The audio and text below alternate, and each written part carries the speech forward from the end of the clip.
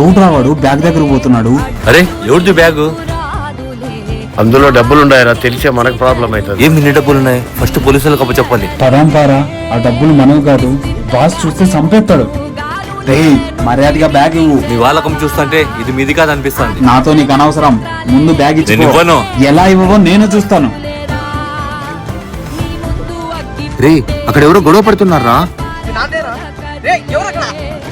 అక్కడ ఎవరో వస్తానరా, వెళ్ళిపోదాంపా.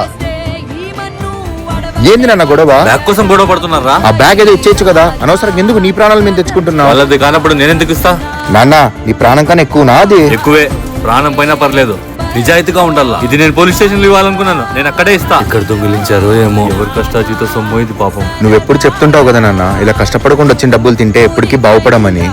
పద నాన్న, నీకెన్ని కష్టాలు వచ్చినా నేను నీకు తోడు నిలబడతాను. ఆ బ్యాగ్ తీసుకెళ్లి ఫస్ట్ ఆ స్టేషన్ లో సబ్మిట్ చేద్దాం.